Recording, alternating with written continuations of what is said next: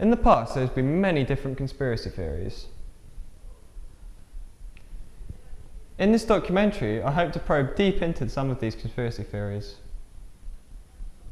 to hopefully reveal the truth behind what actually happened.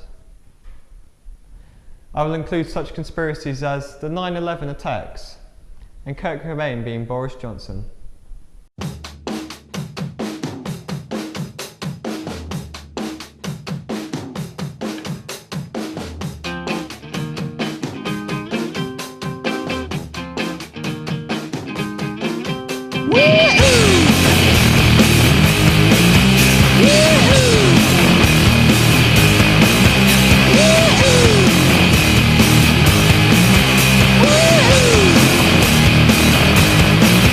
Imagine this, you're in New York, it's your holiday, you wake up, you get out of bed, you drag a comb across your head, you want breakfast, you want a hot dog, you've been told there's a fantastic hot dog stand right outside the World Trade Center. The problem? 2 jet airliners have propelled themselves into the towers. Thousands were dead. But who did it? Was it terrorists? Or was the US government to blame? The truth behind the 9/11 attacks. Oh, Christ. We are told to believe that the fire from the jet fuel melted the steel framing of the towers, which led to their collapse. But did you know jet fuel doesn't burn at high enough temperature to melt steel? We were told the Pentagon was hit by a hijacked plane as well. But now look at this photo of the Pentagon. The hole is not nearly big enough. And if a plane hit it, where's the rest of the plane? Whoa. So now, the inevitable question. If terrorists didn't cause 9/11, who did? Remember that there are in fact 2 towers. 2 minus 1 is 1. 1, 1, 11. 2 minus 1 is 1. 1, 1. And there are 9 members on Silverstein's board of directors. That's 911. 9/11. And take 2 minus 1 plus 9/11, and you get 12. Which leads us all to the mastermind of the 9/11 attacks. Cow. Me? Add 1 and 2 with 9/11 and you get 914. Drop the 4 and it's 91. Exactly the score Kyle got on his spelling test 12 days after 9/11. Who had the most to gain from 9/11? Kyle. Who was nowhere to be found the morning the towers fell? Kyle. But probably the most damning of all is the evidence seen in this photo of Tower 2. When I zoomed in, I saw what first appeared to be a blur. But when I computer enhanced it, you almost got away with it, you sneaky butthole. This is what Cartman thinks. Conspiracies are like this. Once people don't believe the generally perceived view of the truth, they are liable to make up their own theories about events.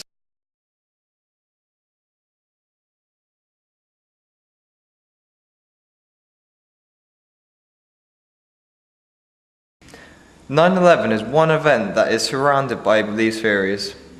The widely regarded truth about the events on September the 11th is like this. On September the 11th, 3 planes were hijacked and crashed into the Twin Towers and the Pentagon with intention of killing people. There was another plane that was hijacked and crashed in some woods in Pennsylvania, but that is usually forgotten about. The official explanation is that Islamic terrorists hijacked these planes and planned this attack. People believe that it was the US government who planned the attack. We really didn't know, so we asked the general public who was to blame. The Egypts who let the guys on the plane? And personally I believe it was the US government that did that. Although I think they may have hired Muslim terrorists to conduct the attack. I was hurt, you know, my life was affected by it. I think that it was all planned out from the beginning by people in America, by all the world leaders. I think everybody there planned it all out and did it. He didn't even react when he was reading the story and he came in and got told there was bombs. He didn't even react. And all like if you fold up like money, it has like exploding buildings on it. Boris Johnson and the credit crunch. Even though it hadn't occurred then, the credit crunch is what caused 9/11. I'm not too sure, obviously I'm not too sure, but I did watch a documentary and apparently 2 weeks before it happened, they took out the insurance on the buildings. And also there's a thing on YouTube and it shows the plane, when it hit it, something comes out the back of it and flies off. Well, first what I think happened is there was this tower and the plane went. This documentary does not agree with or understand this man's sense of humour concerning the mindless killings that happened on September the 11th, 2001. We apologise for this man. And to blame, I think it was Al-Qaeda. I don't know. I think what they say happened did actually happen. Like it was a terrorist attack, because I don't see how someone could, like America, could decide to kill a whole bunch of people just to blame it on someone else, so on other people. Do you know what I mean? I don't think anyone is like that heartless to do something on purpose and hurt so many people. Do you know what I'm saying? Just for the sake of, you know, whatever the reason would have been. It's like, I don't see it.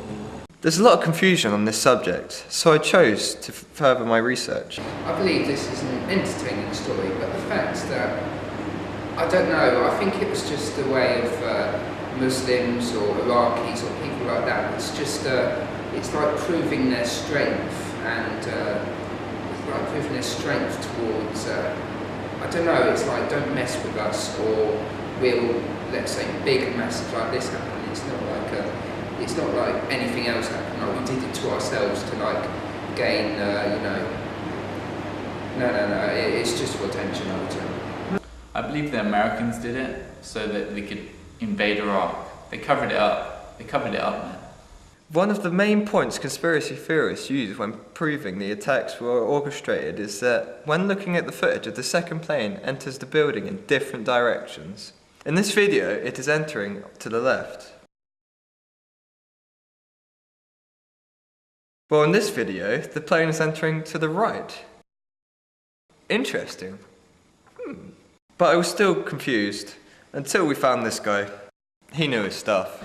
The 9/11 attacks, I think, could have been from a number of different places. There's a lot of inconvenient stuff which kind of ties in. You think, well, this is just too much of a coincidence for this to be just like some kind of accident or other.